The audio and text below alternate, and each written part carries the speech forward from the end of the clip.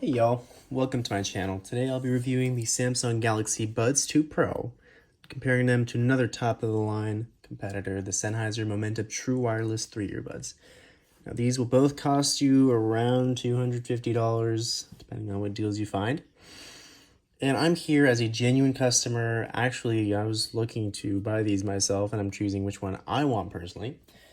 I'm here to put away all this marketing and give you all an honest, true-to-life experience and tell you all exactly what I went through, pros, cons, and everything in between. To start off, I do want to mention that I have an S21 Plus, so I've been using the 24-bit codec for the Samsung Buds and the aptX, however you say it, for the Sennheisers.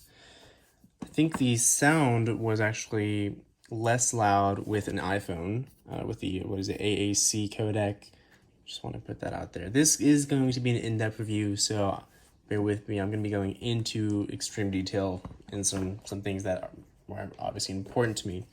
This review is going to be very logical, so I'm going to give ratings, numerical ratings, to the aspects that are most important to me. I've also been using the Tidal app to make sure that I'm streaming the highest quality audio I can to keep things fair. So for me, comfort is going to be the starting point. That's the most important thing for me out of 15 points. These get a 12, these get a 10. Reason being, these are a lot smaller and lighter, and it is noticeable. Okay, I can listen to these for 3 hours. These are going to be about an hour tops at most, which is kind of sad, but at least that's for my ears. Okay, I mean, everyone has different ears. The wingtips, this have one extra size, which is extra small, so that's a little advantage over the ear tips themselves. Both are super comfortable. No harsh edges on either of the earbuds. Very, very smooth, as you can tell. But these are so big that I get pressure after 1 hour, and I can't really, I mean, I tried every combination of everything. Wingtips, can't really use them. There's already too much pressure. That said, I did get a tighter seal on the Sennheisers, which ended up giving better noise cancellation, but that's a little teaser for later.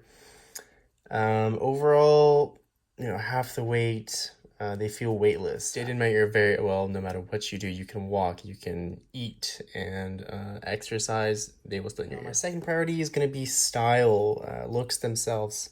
I gave these a 10 out of 10, and these an 8 out of 10. Reason being, these are very minimalistic. Smaller, so just in general, better look. These pop out of your ear like that. They do match with your ear itself. So for example, like that, it's not like this, but they're still so big, you know, they lost points because of it. Give y'all a real close-up look on both of these. Like I said, great colors. I really like the matte finish on this. There's a mic right there. Grills.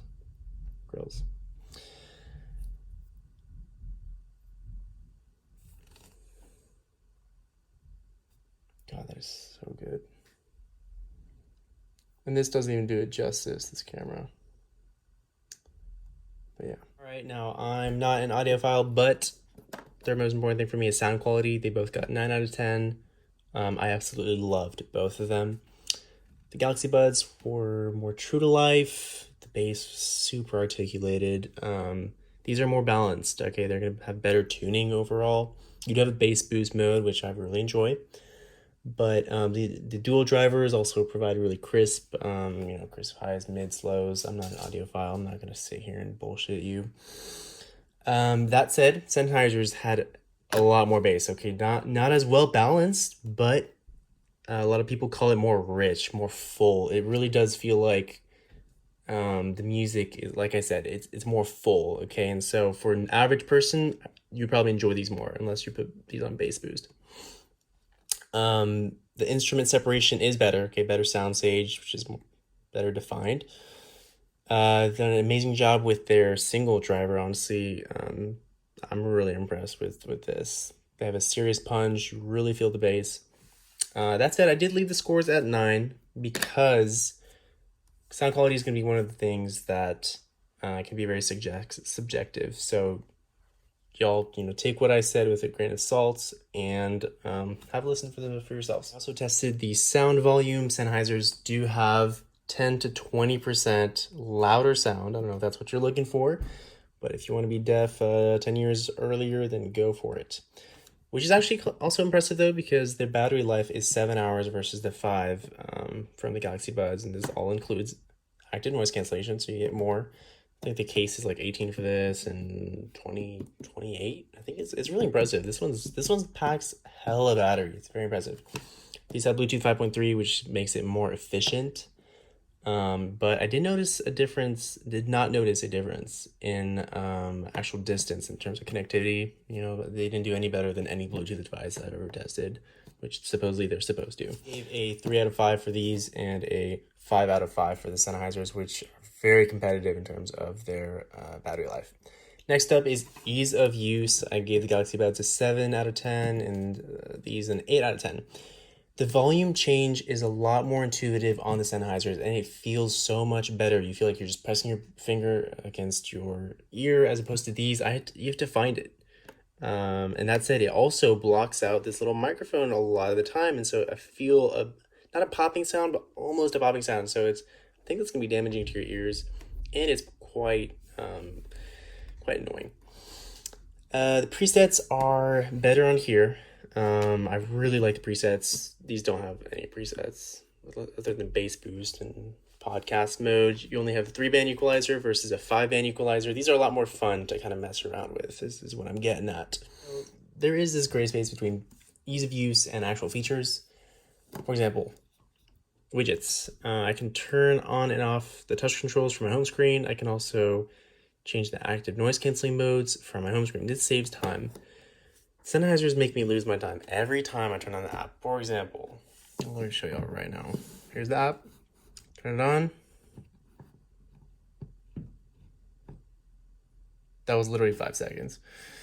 That said, these are worth waiting for. I know I'm being controversial, but look, this transparency mode, okay, it's not in my ear, but it's got a slider, okay, where I can change the transparency mode. It is instantaneous. So low is going to be noise canceling at its max. High, you can have a lot more ambient sound around you come in, and it's a really cool feature. I love this feature. In fact, it makes me want to keep these. But another one of these gray areas is just their connectivity and how quick they connect. These are instant, and so are these. That's really nice to see that in such expensive pairs of earbuds. Also, I do want to say that these three things that I just talked about were incorporated into these scores. So don't think that I left these out. Next category is features. We got ambient mode, active noise canceling, and other things in the app, such as anti-wind mode. I'll start with anti-wind. It's absolutely amazing. I already just covered it, but it does a really good job of doing it. These block out some wind with their little aerodynamic black things right here, I think is what it is, or just the overall shape is aerodynamic, but they still bleed a little bit of wind noise, especially compared to these freaking kings. The active noise cancellation is on par with those. Okay, it is really, really good, blocks out all the lows and almost all the highs. It's really hard to hear people, but with these, it bleeds a lot more than I thought they would. But they do a good job. Okay, it is noise canceling. It blocks out most of the lows, but the highs are still pretty noticeable. I'm not gonna lie. These do have a slightly harsher popping sound whenever I touch the earbud. Double tap, blah blah. It pops more, and when I take them out, it pops more as well. The ambient mode, like I said, better on Sennheisers compared to the Buds. These are stuck on louds. Remember when there's a slider? These are literally stuck on the loud that these are equivalent to, which is good. Like, you can always hear someone whenever you turn the ambient mode on. But sometimes I just want to block out the lows, and I want to hear a conversation too. Okay, that's what I really like about these, is that you can be so selective with your ambient noises coming in. Sennheiser is also much more customizable in terms of these settings. You can choose everything as opposed to on or off. Okay, this is single tap. Does this, yes or no? That's what that is. Single tap does what? This one you can really choose.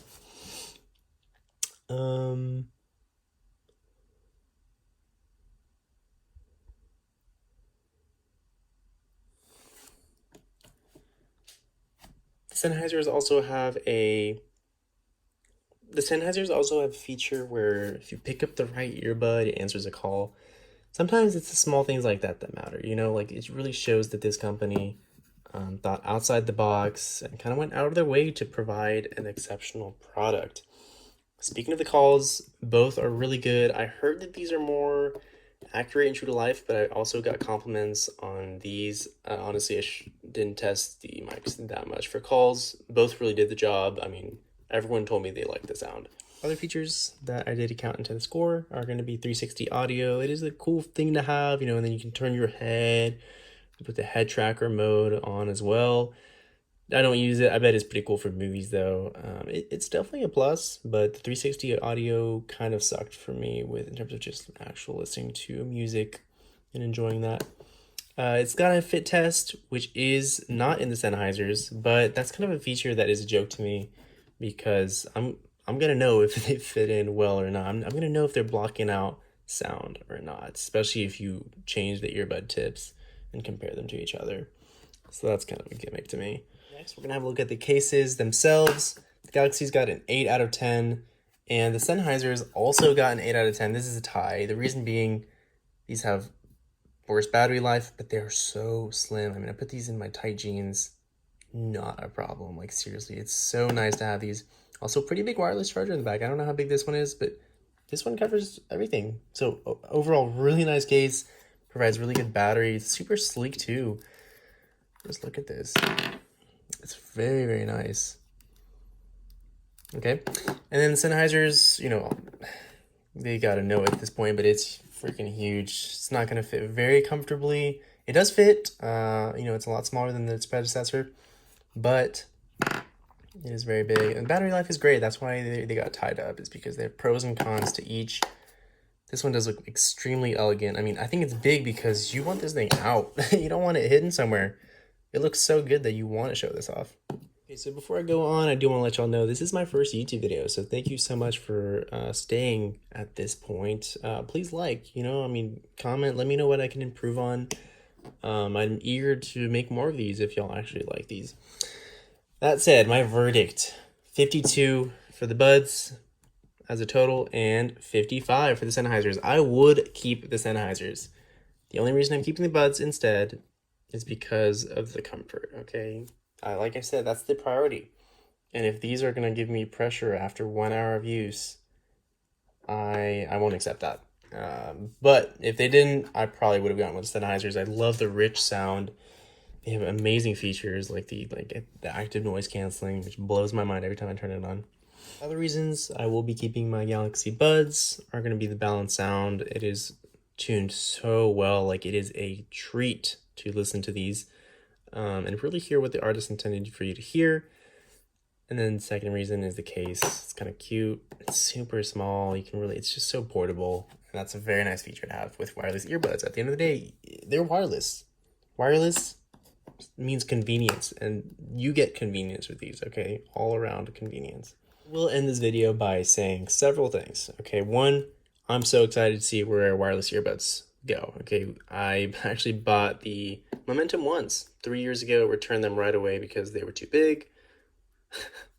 Kind of tragic that they still are, but wireless earbuds are getting better and better. The competition really is driving amazing technology advancements. Also, speaking of where the wireless earbuds are going, Bose and Apple are about to come out with some probably this month. I think Bose has an event on the 7th. Apple is going to release the iPhone and probably AirPods Pro 2 or whatever they're going to be called. So that's going to be really, really cool. Thank you all so much for watching. Take care.